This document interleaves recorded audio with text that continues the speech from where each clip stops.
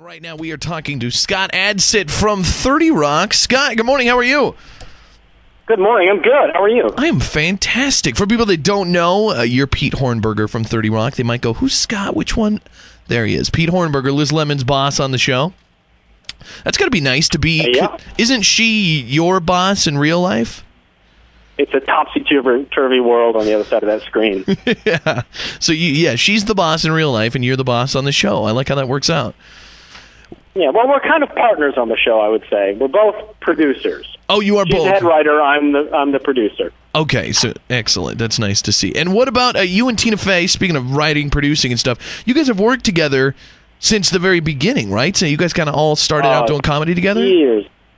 Yeah, well, we both were at Second City at the same time. She was hired a little bit after I was, and we kind of partnered up when in our cast. We had 6 people in our cast, and she and I found our sense of humor worked well together, and we ended up doing a lot of two-person scenes. There's a lot of sketches at Second City and improv, and we just clicked. So we had a great time, and we became very good friends, and this was back in the mid-'90s.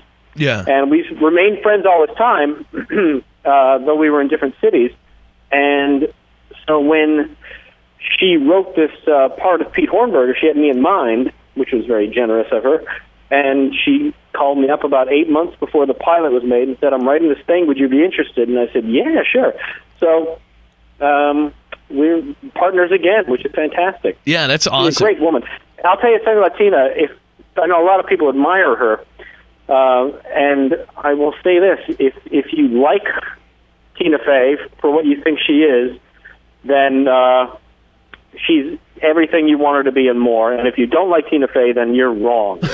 Period. She's a great person. I agree, because I love her. I mean, I think she's hilarious, and especially for a woman. I know that a lot of women get offended by that, but really, it's harder, I think, for women to really break out in the comedy business. And she's a major player. She's an A-lister. I mean, she's playing alongside the biggest names in comedy, and as a woman, that's a hard thing to do. So you got to give her credit for that. And then also, every story I've heard about her from somebody that's worked with her from back in the day, they all have nice things to say. You know, nobody says, she screwed us all over, you know, and stepped on our heads to climb to the top. And she sounds like an awesome lady. So I'm with you on that. Yeah, no, she hasn't had to do anything negative. She's done everything positive, and it's just she's the the cream that has risen to the top, because she is one of the top-notch people, I think, in the world. Yeah, and that's not just because she's giving you gigs, right? Well, partially. Is there any, I always wonder this when I hear people talking about like the good old days of Second City and the Groundlings and the Upright Citizens Brigade and all these groups that started out, and, you know, the kind of core people that were there on the same level. Is there any resentment from like other people you guys worked with that there's certain people that are out there, you know, that an Amy Poehler and a Tina Fey are, you know, doing so well, and that you've got a gig on the show, and that there's other friends that are working, and then there's certain people that probably were in your same group that aren't doing anything right now? Like, are those people upset with you guys? Well, they haven't written to me to say that. I don't know. I mean, I hope that they're happy for success, because it's not. As much as you want to believe that when you're kind of like struggling, it's not a competition so much as you think it is. It just is a matter of timing and skill. Yeah. And I know a lot of really like incredibly talented actors and writers who are not working at all right now, and that's just because they weren't at the right place at the right time, and that's the only reason.